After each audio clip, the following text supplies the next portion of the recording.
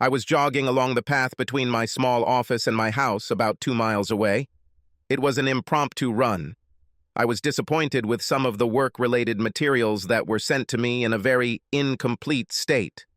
After about an hour of fiddling with it, I slipped out of my jeans and work shirt and into shorts, a t-shirt, and sneakers, a pair of sunglasses, a headband, and I was off. I was going to run to my house to get some paperwork I needed, maybe 20 pages. When I was about half a mile from my house, I noticed a guy about 200 yards ahead. This was a little unusual, since this path really only led to my house. They hardly used it. There was a cliff that led me to the back of the house. The guy in front of me cut this piece off. It led nowhere but to my dead end and to my back door. I quickened my pace. I turned a small corner and looked at the guy. He was at the back door to the patio of my house. I watched him open the door. It wasn't locked. I stopped to think about what I had seen. I knew that my wife Alice was working from home that day. I ran to the door. It was locked. Of course, I had the key and I used it.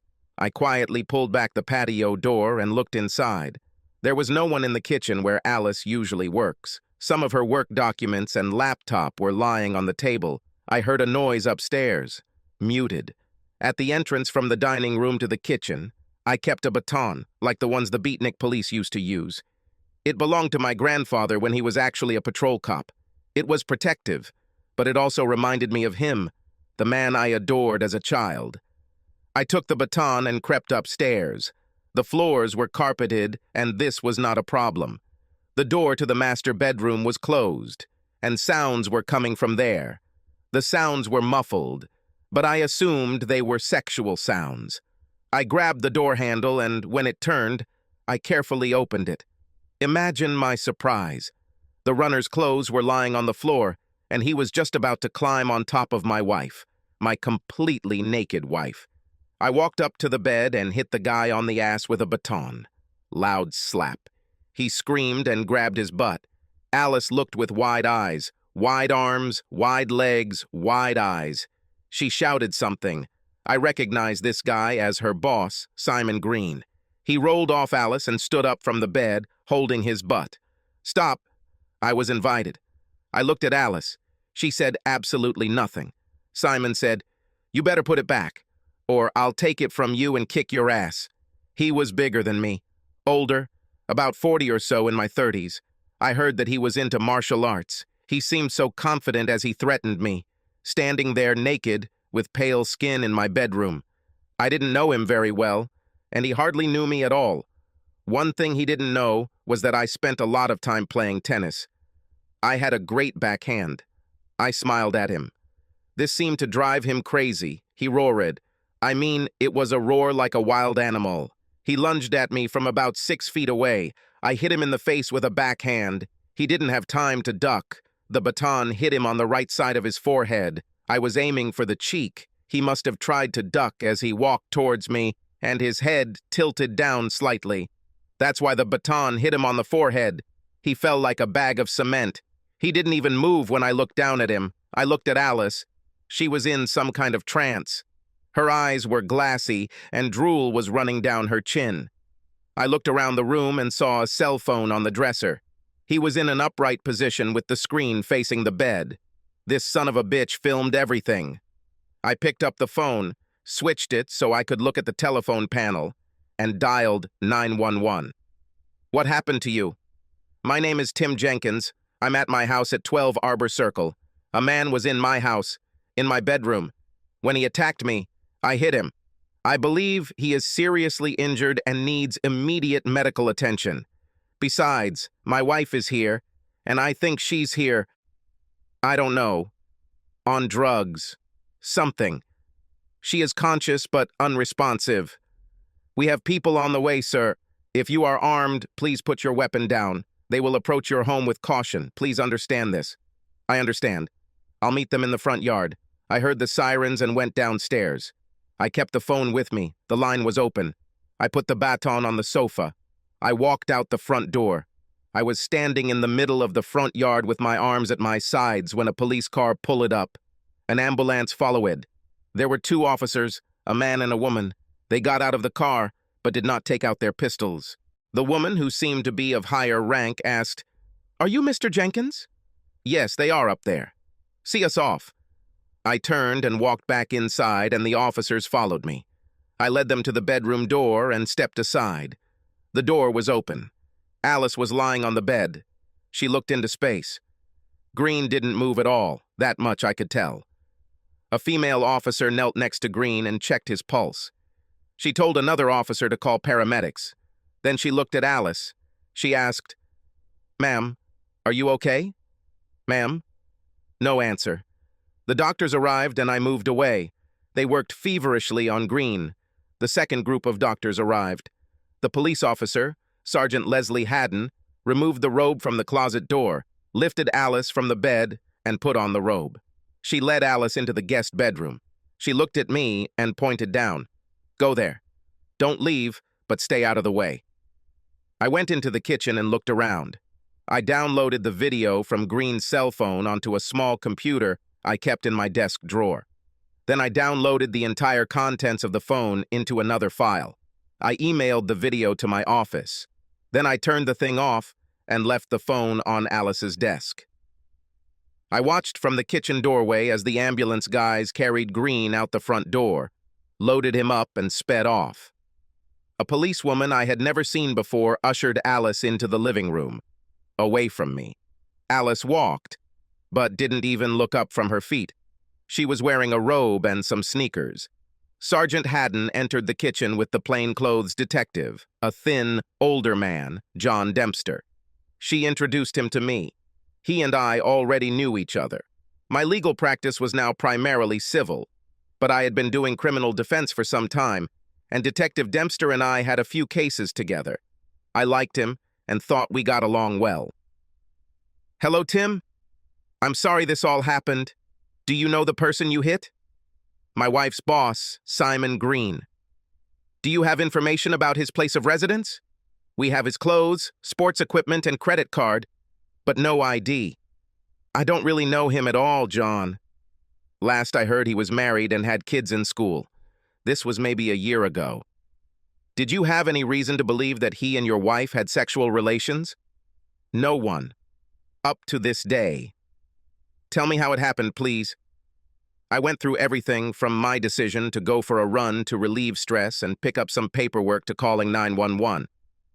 I didn't really miss anything. I had no reason to do this." "So did you recognize Green when you were outside?" "No. When he rolled out of bed, that's when I realized who he was." "You hit him on the ass." "Yeah. I didn't mean to cause any real harm, but I wanted this guy to get away from my wife no matter what she wanted. But then you hit him again." "Why?" "Like I said, he told me to drop the club or he would take it and beat me with it. Then he roared and rushed at me." "Roared?" "Yes, Now I guess he was trying to scare me." "He succeeded. I didn't aim at his forehead. I aimed lower. He must have ducked down or his head dropped lower." "Fine. Well, your wife isn't involved in this. We are testing her for the presence of psychoactive substances. I believe that when she comes to her senses, she will confirm what you said." "You know, John, this cell phone belonged to Green. I believe he videotaped the sex. All the struggle may be there." "Why is he down here?" "I used it to call 911 and then left it open when I went outside to wait." Dempster asked a crime scene technician to answer the phone. I asked him what would happen to Alice. "I'm not sure. Let's go have a look." He and the sergeant and I entered the living room, where Alice was sitting with a uniformed officer and a medic. Dempster asked the doctor, "What's wrong with Mrs. Jenkins?" "We're going to take her to the county hospital as a precaution because she seems to be in shock. Her vital signs are fine." I looked at Alice, and at that moment she looked at me. A tear rolled down from her right eye. "I'm so sorry, Timmy." Then she seemed to fall into a trance again. "Alice, Alice." I was a little pissed when she disconnected again, but she didn't answer. A few minutes later, she was taken away in an ambulance. I changed into the clothes I had in the basement and followed us in our car. The police were in the house, but I was assured that they would lock the house or at least leave someone there. I called Alice's parents, who lived one state away, about 2 hours away. I gave them the short version and told them I would call from the hospital. Alice and I got married when she was 21, fresh out of college, where we met. I was 1 year away from graduating from law school. Alice immediately got a job at Simon Green's insurance company. It was a large company, and he was one of the 3 owners. She worked her way up steadily from clerk to administrative assistant. She was assigned to Green's department, housing and automobiles. I attended company events with her and never noticed anything between the two. That was the first time I met the Green family. She has now worked for the firm for more than 6 years. I thought our marriage was strong, that is, until today. I had little doubt that the relationship I saw was consensual. So unless he somehow managed to drug her, this would most likely end our marriage. Given the circumstances, I didn't understand how he could drug her. There was no time. I thought she was waiting for him, probably naked, and she left the back door open. I wondered how many times this happened. I loved Alice. She was pretty, cheerful, and kind. Our sex life was very good. Even when I was busy, we still found time, at least on weekends. And now that I've largely given up criminal trials, my work has become much more predictable. I didn't understand what I was seeing. Green was a bigger man, but from what I saw today, not bigger where it would make a big difference. But I only took a glance. Who knows? At the hospital, Simon Green's wife was in the emergency room. I recognized her, but she didn't seem to notice me. I left everything as it was and asked about Alice. They allowed me to return to the compartment where she was. She slept. I looked at her a little. I was lost. I couldn't believe she did this to me, us. I had a deep need to understand what happened before I made difficult choices. A pretty woman dressed in a white robe entered the small room. "I'm Dr. Moore. Are you her husband?" I nodded. "What's wrong with her?" "She had some kind of trauma, mental trauma. She had a shock reaction that made her, well, pass out. She didn't fall into a stupor. When she wakes up, it is very likely that she will come to her senses and become normal." "When will she wake up?" "Maybe 3 to 4 hours, depending on the dose we gave her." "Thank you, I'll be there, I believe." "Fine." She was about to leave, but I stopped her. "What about Simon Green? How is he? Are you related?" "No, just an acquaintance." "Well, I shouldn't, but he's in a coma, medication-induced. He has a very serious head injury." She left. I thought about Green. I believed I killed him. And now, maybe not. More. I called Alice's parents and reported what I had been told. They decided to come to us, but I talked them out of it. I told them that Alice most likely had sex with her boss and that she and I needed to discuss it. Her mother, Joni Carson, said, I've been thinking about her for the last few months. She seemed different, worried. Please give her a chance to explain everything, Tim." "Oh, I'll do that. I promise. It doesn't seem to do any good, though. We'll just see." I went looking for Mrs. Green and found her in the ICU waiting room. I approached her. "Hello, Mrs. Green?"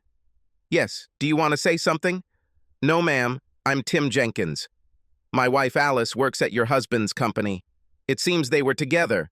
She was quite tall, slender, brown-haired, in her early 30s.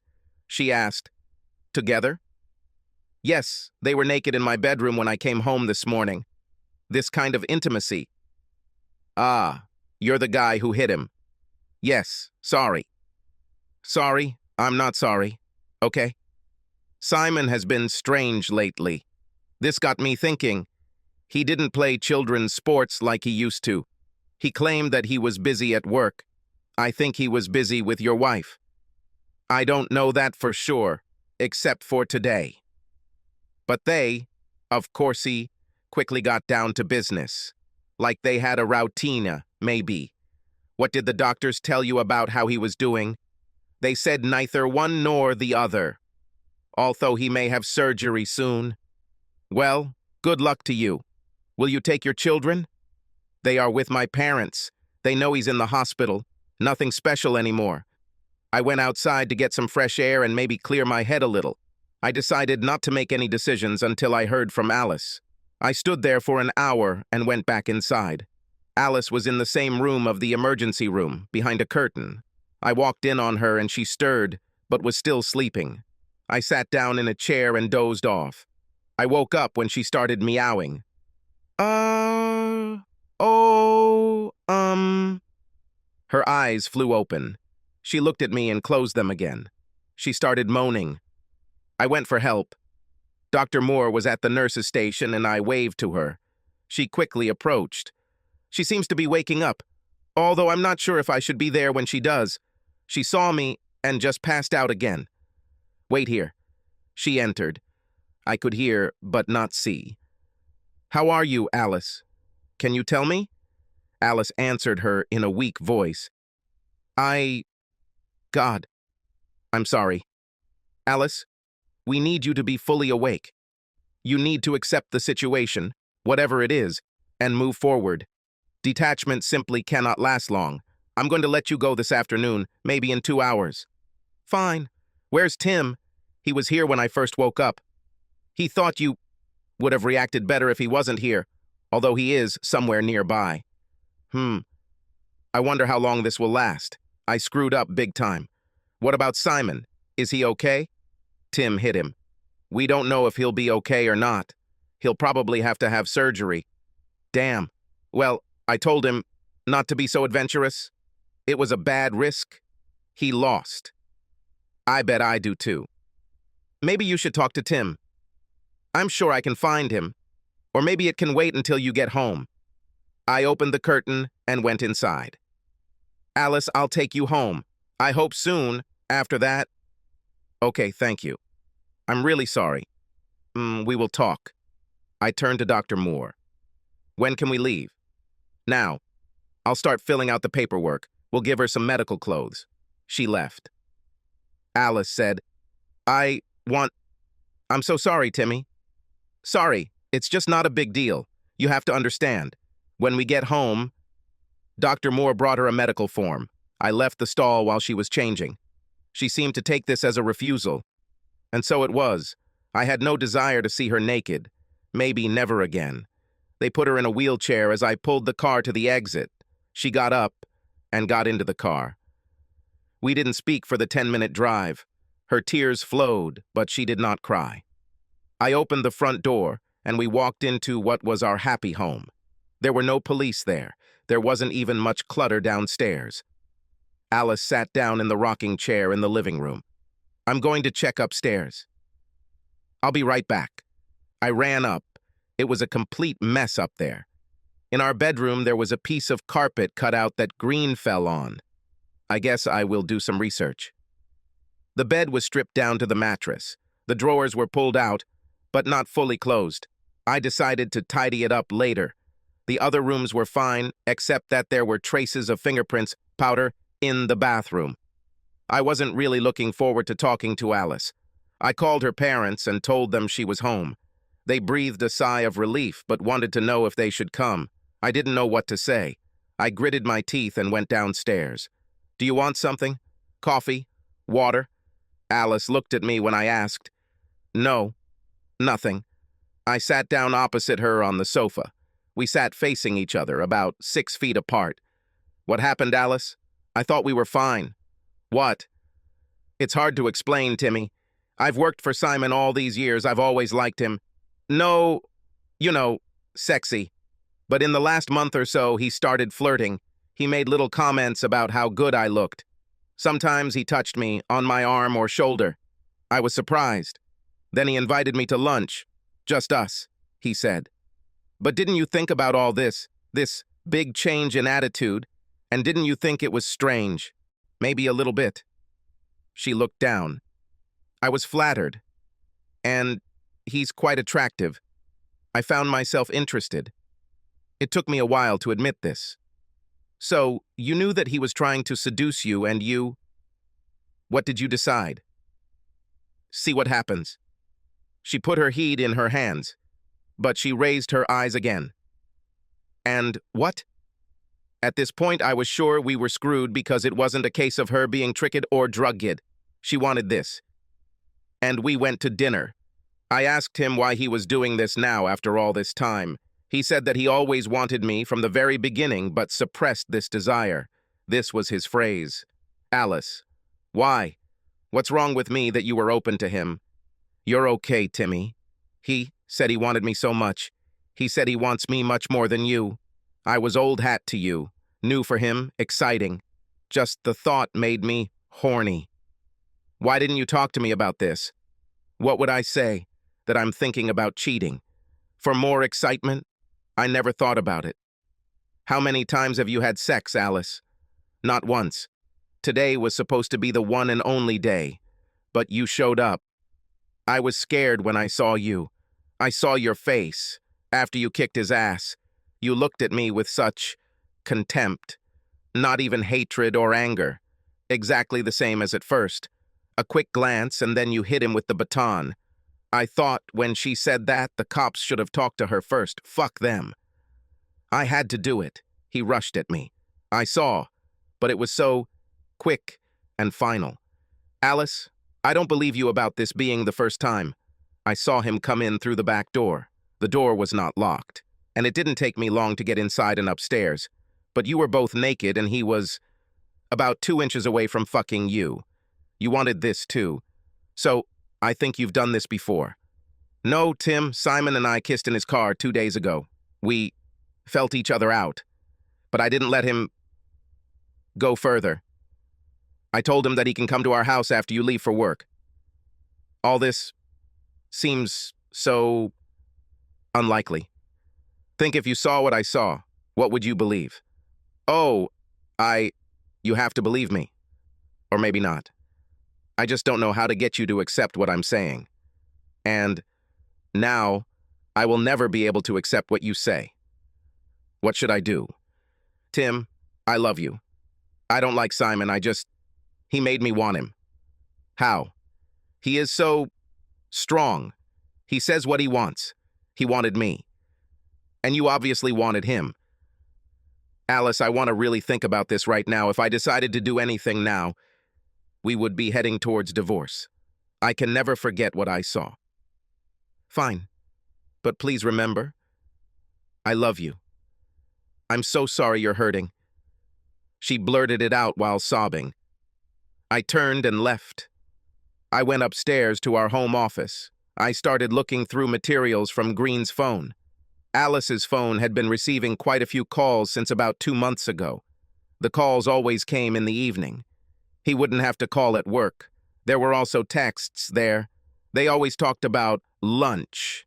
They seemed to go to lunch together about twice a week for 5 weeks. Since Alice worked from home 3 days a week, this meant that every day she went to work, she had lunch with Green. I decided to watch his video. It all started when he followed Alice up the stairs. She was wearing a short robe. She entered the bedroom and immediately threw him onto the floor. The video wavered for a second as he placed the phone on the dresser and pointed towards the bed. You are beautiful, Alice. Exactly as I always imagined. Thank you, Si. She was sitting on the bed. He took off his shorts and shirt. He was excited. I just want you now. He said this with some force. Alice lay down on her back and prostrated herself in front of him. She said, Okay, come on, do it now. I want it too. He jumped on the bed, and then I opened the door and hit him. The sound on the video was great.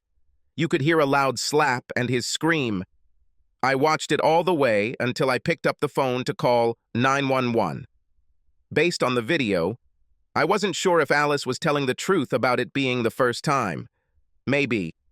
But, of course, she was looking forward to her intimacy with Green. Maybe it would only be one time like she said, but I doubted it. He was her boss. I went into the living room and told Alice that I needed to go back to work to close the office. By that time, it was already past 3 o'clock in the afternoon. I jogged back. Now I really didn't care how Alice felt. I felt less overwhelmed and more angry than before. I shut down what I was doing when I went for a run. I looked up the divorce laws in our state. Adultery was a ground for divorce, although it was not often used. There was no fault in this. This could be done after 6 months of separation if a separation and property agreement was signed. But if one party didn't sign the contract, it would take much longer, maybe 18 months. Tim wasn't sure if he wanted to divorce Alice, but he was sure he wanted separation. He drew up an agreement. It basically said that they would separate, live in different places, and split their finances. She will provide for herself, and he will be responsible for himself.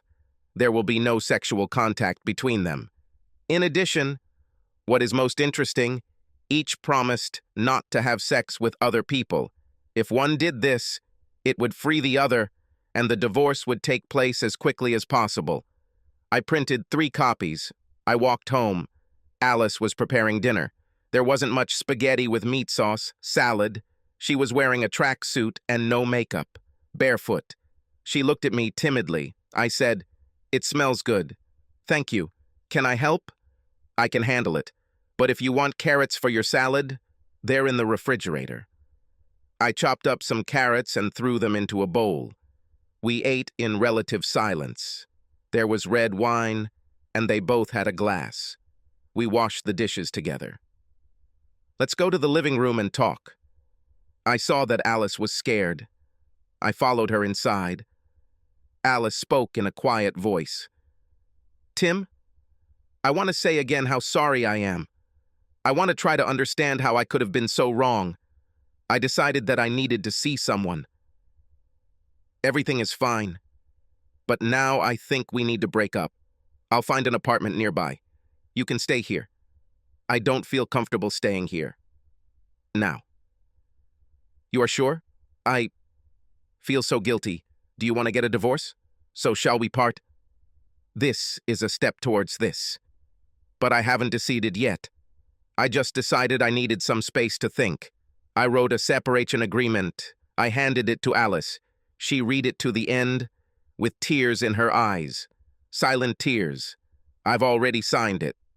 She looked up at me. "Can we wait a few days to do this so I can arrange for my mom to come here?" "You will. I can wait a little." "Agree on it. Why don't you do it, and tell me?" "Tim, I meant what I said. I'm going to counseling. Maybe you can come if the consultant asks." "Maybe. I really love you, Alice, but I'm confused and very, very angry. It feels like I'll never be the same as I was." "Me too. But you did it. Who I thought you were, you are not. The point is that you got caught. But you are the same person. You're just not who I thought you were. Not the woman I loved." Then she burst into tears. I didn't make the slightest move to console her. "The woman I loved would never do this. You are not her. Maybe you're basically her. Maybe not. I feel like our whole life together has been a sham. The only question is, how much of a sham is this?" I went upstairs. I grabbed my belongings from the master bedroom, enough to get me through the next day, and moved into the guest room. The next day was a working day. I hardly slept. I got up early, got dressed, and went to work. I went out around 9 a.m. and bought a McMuffin. I was surprised that I was able to work. I sent several emails, copied notes in the judge's office. Then I began to take apart what I had. When I got into it, I forgot about Alice for a while. Maybe this is how I will have to behave during separation. Over lunch, I looked up apartment rental information. I called one just 2 blocks from work and made an appointment to look at it the next morning, Friday. The day seemed to fly by. When I thought about it, I decided it was an escape mechanism. I started walking home at about 5:30. We rented a 3-bedroom house. The lease expired in 2 months. We lived there for 4 years, and this place began to feel like home to us. But now, it's no longer for me. I walked along the treadmill and entered the sliding back door, just like the day before. Alice was cooking. She had fish stew on the stove. It smelled great. She was a very good cook. I was fine. I greeted her as I walked inside. She looked at me. "I cooked fish stew." "Yes, I felt it." I smiled at her. "Thank you. I'll change now." As we ate the stew, Alice said, "My mother will be here on Saturday. Have you found a place for yourself?" "Maybe. I'll look at the apartment tomorrow. We can sign the papers tomorrow evening. I won't be there on Saturday anyway." "It doesn't have to be this way, Tim. I promise you that this will never happen again. I promise." "No. Obviously, promises can be easily broken." She looked at me intently. There were no tears. "You know, you let your hurt feelings get in the way of common sense." What would be wise for me to do? Ignore your vile infidelity? It will not happen. You could try. Don't ignore it. Forgive. I apologized. I really have no idea if I can forgive. I know for sure that I will never be able to forget this. What happened? What I saw? Video? I can email you a copy. God, Tim. She began to sob. I didn't mean for it to be cruel. Just so you know what I saw. Maybe someday you'll forgive me for being in the way. She ran away. She ran up the stairs. I cleaned everything up. I rented an apartment. It was a studio apartment with a beautiful view of the running track and a small park. It was halfway between work and my former home, but there was no furniture in it. I arranged for a double bed to be delivered, as well as sofas and armchairs. The expenses were painful, but necessary. I wondered if Alice would have a job in the future, or the same one. If not, I'll probably have to increase funding. I sat after lunch thinking about all sorts of things. I decided that it was very unlikely that I would ever return to Alice. I had a friend who worked at the same company as Alice, Michelle Davis. She and I went to college together, and were together before I met Alice. I kind of left her for Alice, and she kind of left me for a frat guy. We remained communicating with friends. One of the reasons I chose Alice was because I thought Shelley was a bit flighty. Her quick hookup with a frat boy seemed to confirm this. She left him as quickly as she started. She went to law school with me and married a fellow student. She had a young son and what seemed like a stable marriage. This shows how good I was at reading people. I called her. Shelley, this is Tim. Damn, Tim. What are you doing? I heard that you... Froze green. Not my fault. Self-defense. Tim, I'm free for lunch. Agreed. It was only 2 hours away from here. I met Shelley at a restaurant. We hugged, sat down, and ordered. While we were waiting for lunch, she said, Well, tell me. I told her. She was a person I trusted. I found that I still trusted her.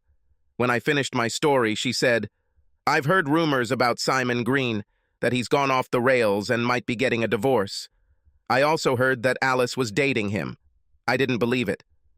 Well, what did you hear? What did you see? For example, lunch, meetings in the office. Everything else was speculation. But Green, I've never seen him so often, Green had to change. It was like he was always looking for someone to sleep with.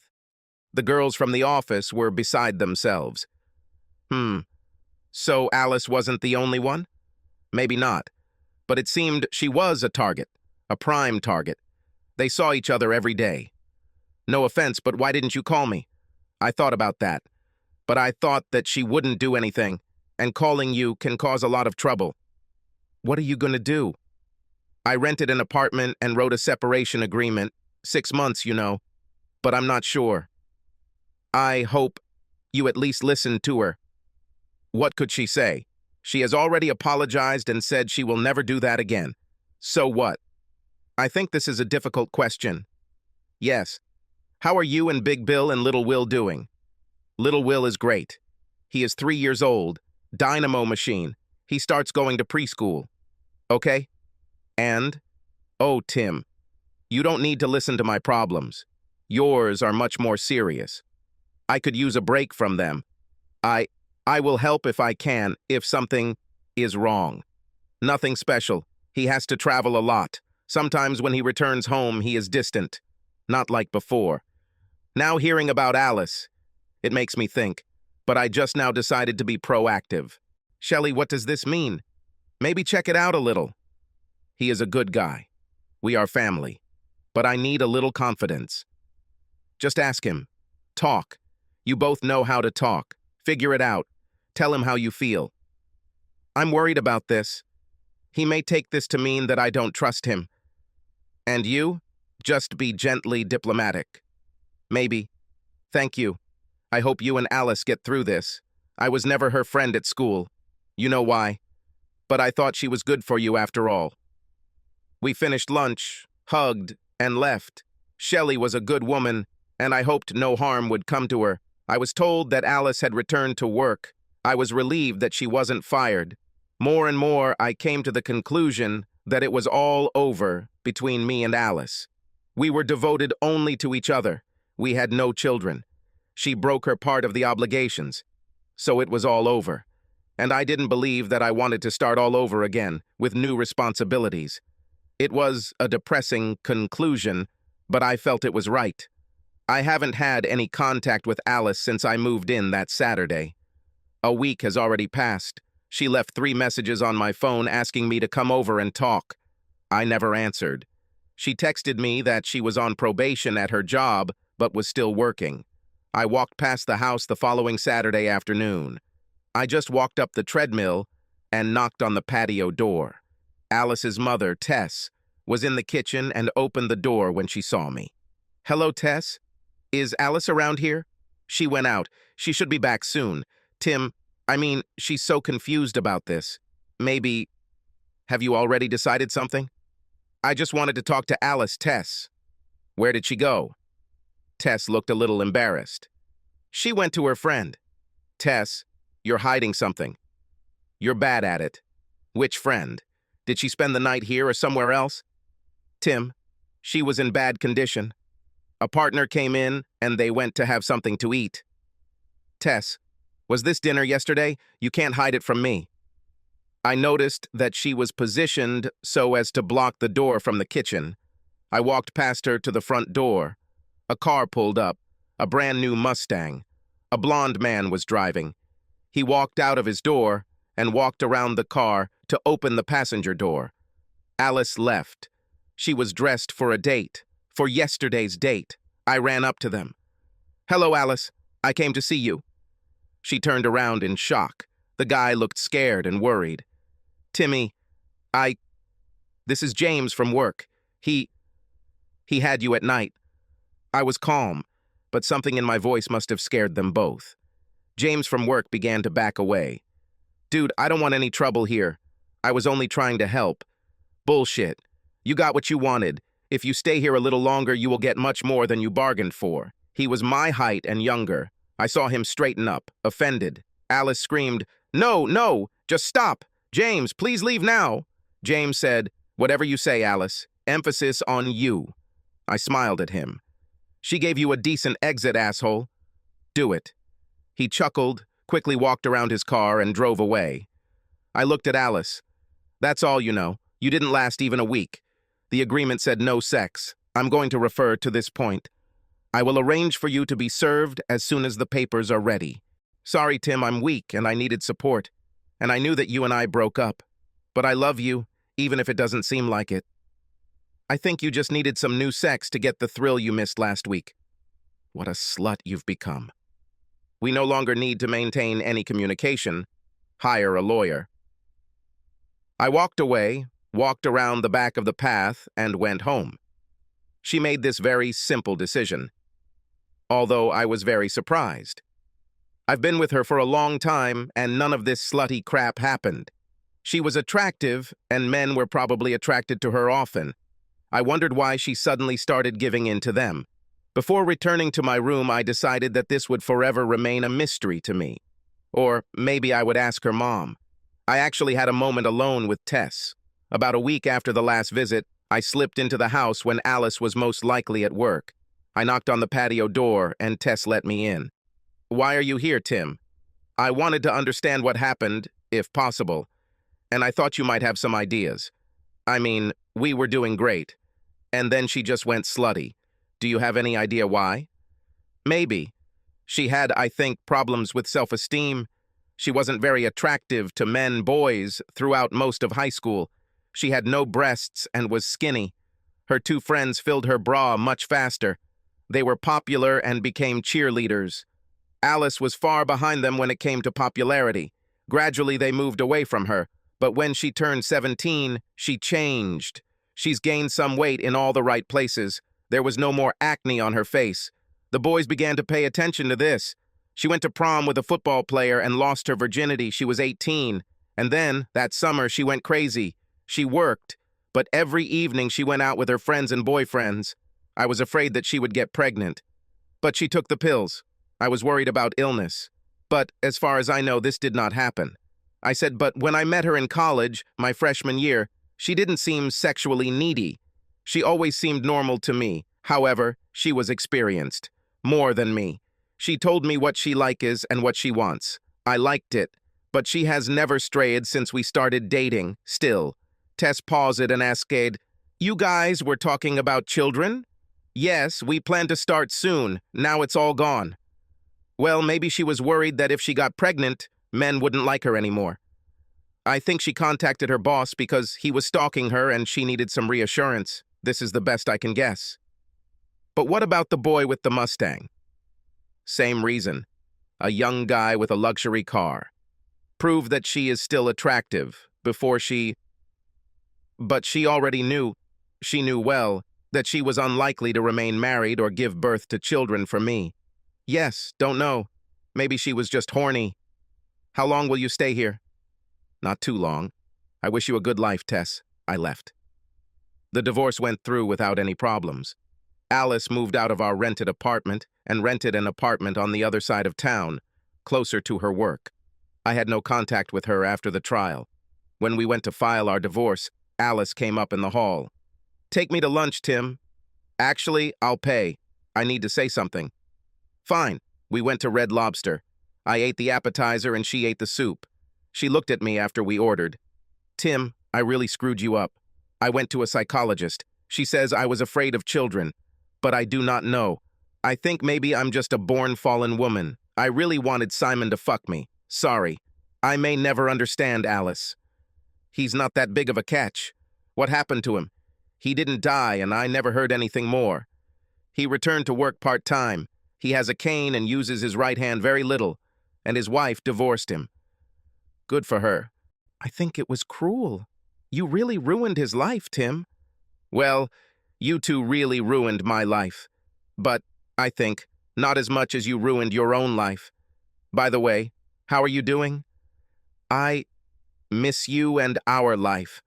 Now I can have as much sex as I want with most men I meet, and I really like it. I get really hot and horny. When this happens, I have to do something about it.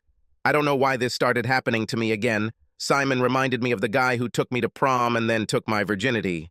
Maybe I wanted to go back to those glory days. And now you have them. You can have sex for your pleasure. Don't be cruel." But she laughed. I really didn't mean for it to be funny, but I understood the humor and laughed with her. She said, "A new man always turns me on." She paused. "Anyway, I really miss you and family life. I haven't found a single guy who is better at sex than you. Maybe one was just as good. He's bigger. But you and I got to know each other so well. You could always satisfy me very much. I was a fool. I'll admit right now that our conversation about her slutty ways made me tense. I didn't really try to hide it from her, and she noticed. I see you still find me attractive, Tim. I am available to you at any time." She started singing this song. "Just say my name, and you know, wherever I am, I will come running to see you again." She smiled at me. Oh, Alice, God. I was in a quandary. Right then and there, Alice was the sexiest woman alive, at least to me. I wanted her more than any other woman I had ever met. Our waitress came over with our food. Alice stood up and threw $30 on the table. She turned to the waitress. "Something has changed. We have to leave right now." I woke up. Alice and the waitress looked at my crotch at the same time. Alice blushed, and the waitress, whose name tag said Gwen, blushed and looked confused for a moment. Then she broke out into a wide smile. "I see that you two need to go out now." She looked straight at me. "Come back later, big boy. I finish at 6. She was nice. Alice grabbed my hand and gave her an angry look. She dragged me outside. Her apartment was 2.5 blocks away.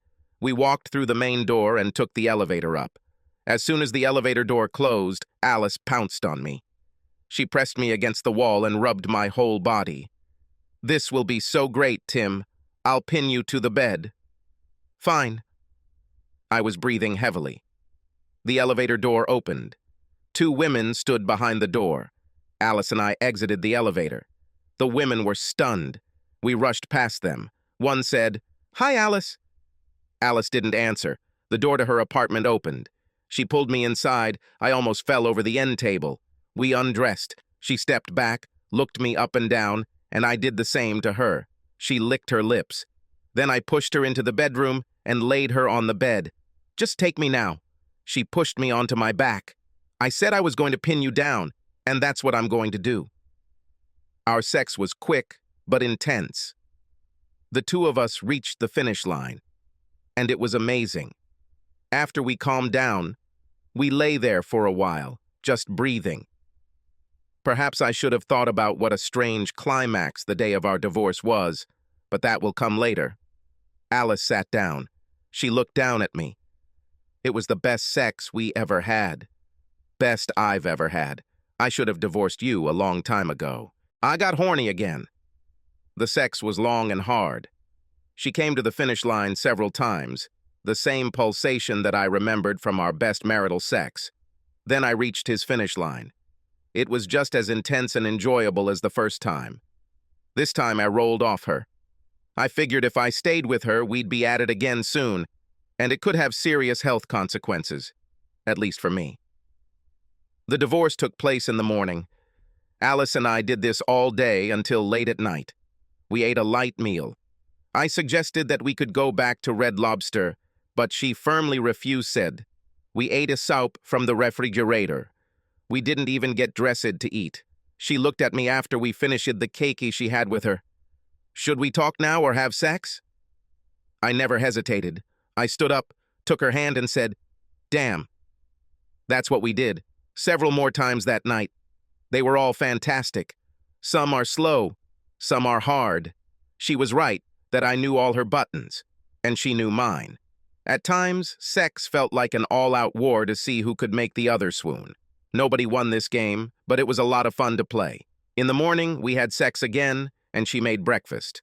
While we were eating, I decided that we needed to discuss what had happened. "Alice, I hope we can continue like this. Divorce sex was much better than honeymoon sex. Timmy, now I know that it was a mistake for me to get married. I thought that I could keep my promise to be only yours. I tried to. But now I know that I can't do this. This obviously doesn't mean I want you out of my life. I wasn't kidding when I sang the James Taylor song. But the time will come, Alice. I'll want to settle down and have children. Maybe that's part of what brought you to other guys. So I like sex with you. You are the best. You'll probably always be the best I've ever had. I think we could keep this up until one of us has some reason to stop." "Fine. Let's get on with it now." We spent the entire weekend in bed, except for short breaks to eat, shower, and toilet. On Saturday afternoon, there was a knock on the door. Alice put on her robe and opened it. It was the woman who spoke to her as we were exiting the elevator. She was older, but she looked good. Alice said, "Hi, Maisie." Maisie looked into the apartment. I was wearing gym shorts and not hiding. Alice and I were kissing, and I was horny, even though I was covered up. "Well, Alice, I haven't seen you for a while, and I just wanted to check if you were okay." "Moreover, I'm doing well, Maisie." "Very good." Alice smiled back at me. Maisie looked too. Maisie said, "I understand. You just keep having a good time. You're a lucky girl, Alice. I won't worry anymore." "Thank you, I'm sure we will do so." Alice quietly closed the door and giggled. "You gave her a good look at the product." "Maybe you should have invited her for coffee. She would like it with cream." "I can't let this happen. Too much cholesterol." She pulled my shorts off. On Monday, we both went to work. We haven't settled anything completely. All day I thought about what happened. I would never, ever consider any permanent relationship with Alice. This cannot be a partnership. But as long as we had supercharged sex, I was ready for it. Until I met someone I wanted to marry and have children with. Of course, you need to be very careful in this matter. Alice taught me a hard lesson. But despite this, I wanted a family and children. I was on guard. Alice wasn't like that. She had me and 3 other guys she slept with.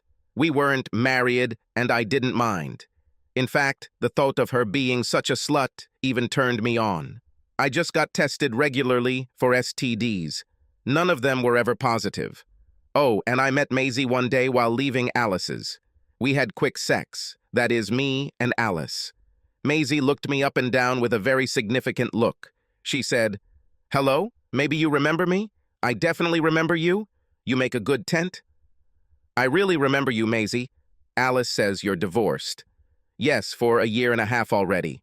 It's no fun being a single woman my age. Maisie, you look great for any age, and you know it. Are you going to invite me in? I'm sure about it. You're Tim, right? Yes. We went up to the 4th floor, where Maisie's apartment was across the hall from Alice's apartment. When we were at Maisie's door, Alice came out of hers. She looked at me and Maisie and started laughing. You're a real stud, Tim. I would never have thought this about you when we were married. She looked at Maisie. Have a wonderful time, Maisie. Tim is a top-notch stallion. She walked away with a smooth gait. Maisie was interested in Alice and me. But first she showed me the bedroom, which was tastefully furnished, at least when we walked in. Maisie was 40. She had a son in college and a daughter who worked downtown. She was good in bed, and I really enjoyed being with her. I left the next morning, promising to keep in touch. I kept that promise. It was a pleasure for me. I began to wonder what other women lived on the 4th floor, but I never found out. One day I was walking past the courthouse when a woman walking towards me stopped and asked, "We don't know each other?" She looked puzzled. I remembered her. Gwen, the waitress. "You're Gwen. You were our waitress when we left our food, Red Lobster." "Oh," she blushed. "Now I remember. It's strange that I forgot, but I didn't really look at your face. You'll have to excuse me. I'm Tim. Are you still working there?" "Part-time work. I also do modeling." She was a pretty blonde, slim, with good hips, blue eyes. "I remember that you invited me to meet you at 6. But alas, Alice and I were together all weekend." Are you guys consistent?" "No, well, on the day that we met you, we had just returned from court, where our divorce was finalized. Somehow this seemed to energize us, as you saw." "Okay, this is strange. Does this still work?" "We are dating. There is no doubt that we are compatible in some ways, not in others." She smiled at me. "Maybe you should ask me out on a date. I'm not working today." "I like your words. Can we have dinner tonight? In my house? I will cook." "I look forward to it with pleasure, Tim." That evening, she arrived around 6:30. She looked stunning in a short evening dress and sandals. I made us fried chicken and fried rice. We talked. She was 25 and made ends meet by working as both a model for several clothing magazines and as a waitress. She was not married, but had broken up with her long-term boyfriend about 10 months ago. At the time, I was 34 and making good money at a law firm. I had my own apartment and a good car. Alice, Maisie, and I had our own sessions. I also had a friendly relationship with a woman who worked at the courthouse maybe twice a month. But I was willing to commit, and Gwen seemed nice.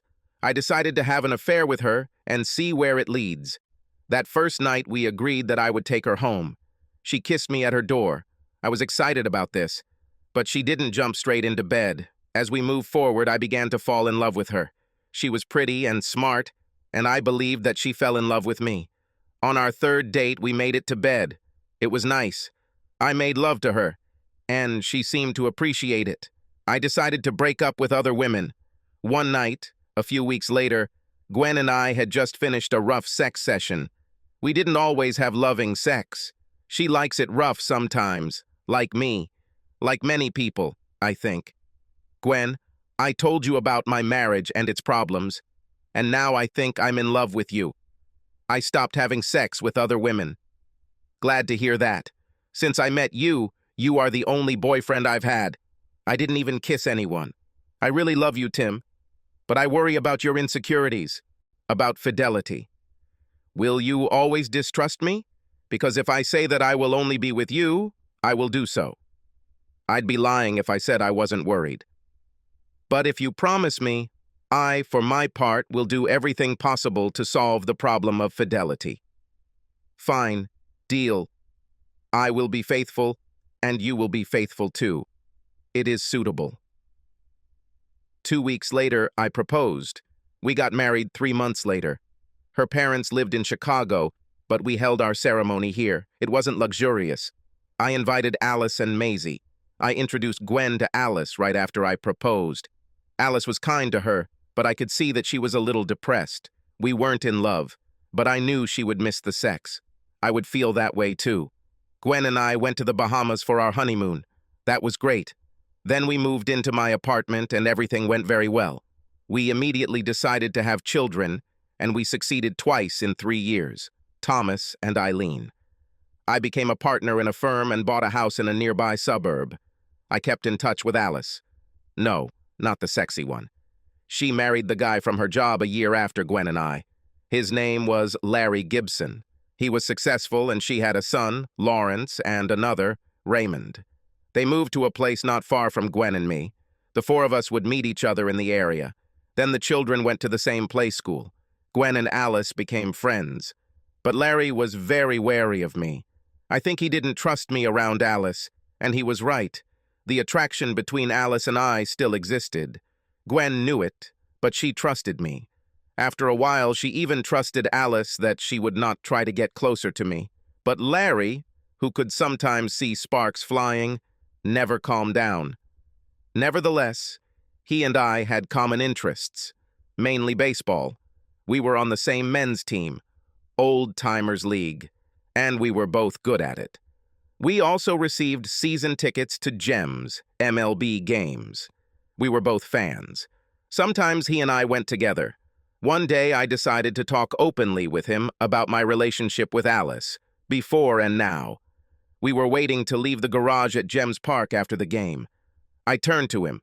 Larry, I want to make it very clear to you that I will never have sex with Alice. Never again. She is married. I'm married. This won't happen. I can see that this is bothering you. God, Tim, this is a direct way to approach it. You and I could be good friends if you trusted me and Alice. But, Tim, it's obvious that you two, with your history, still have lust, to put it bluntly. I can't deny it. There is a story there. We were compatible, but I give you my word. I'm sure she told you the same thing. We need to end this, if we can. Tim, I get the impression that I just see you two occasionally, like at the club dance last month. If anything, it seems like you had some amazing sexual experiences together. And, you know, it's annoying. Sometimes I wonder who she thinks about when we have sex. About me or about you? Well, or about some movie star. Do you think about her when you're with Gwen? No. But that doesn't mean I don't think about her at all. We had some good times, too. Maybe better times.